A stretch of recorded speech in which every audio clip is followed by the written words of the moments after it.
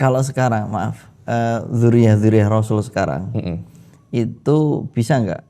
Mungkin nggak itu di tes DNA untuk membuktikan ini karo ngopi iki.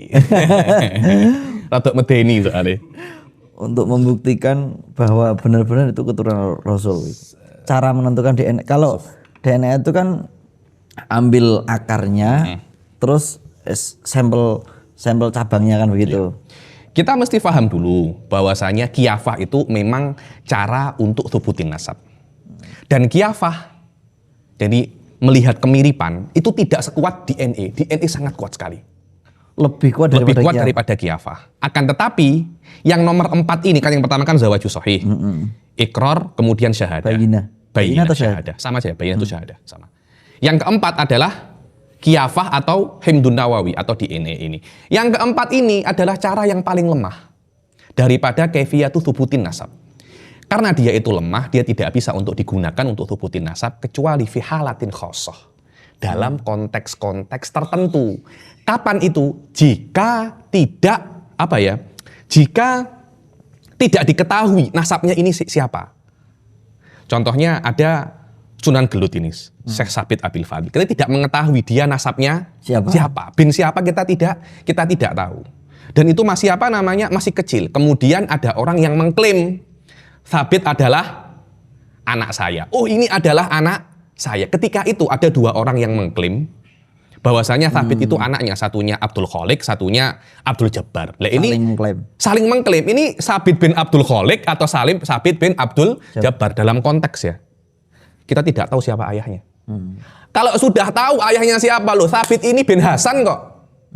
Kemudian ada 2 orang mengklaim ini adalah anak saya, tidak boleh. Apa guys teman dia kok sampai diklaim-klaim banyak orang itu? Kita tanya, mungkin dia penjual Maduna gitu. Ketika orang itu nasabnya sudah ma'ruf, tidak boleh Anda menggunakan ini untuk mengganti nasab Anda. Jadi nasab Anda ada bin siapa? Abdul Jamal. Bin Abdul Jamal. Nasab ayah Anda sudah tahu, sudah ma'ruf Abdul Jamal. Semua orang tahu Anda itu Mundir bin Abdul Jamal. Bin Abdul Jamal. Anda iseng-iseng tes DNA kepada saya. Subhanallah, matching. Matching. Ini 100% sama. 100% sama. Apakah boleh Anda bertukar daripada bin Abdul Jamal menjadi bin Muhammad Bakir Assegaf? Apakah boleh semacam itu? Tidak boleh.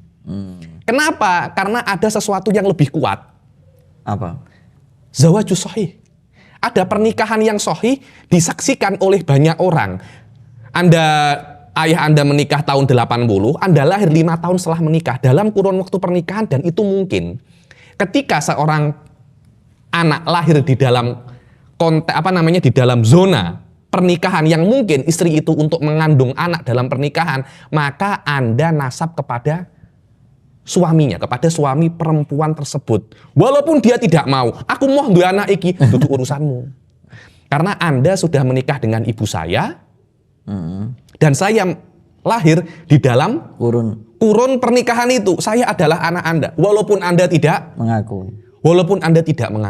Itu yang namanya zawaju sahih, dan itu yang paling kuat.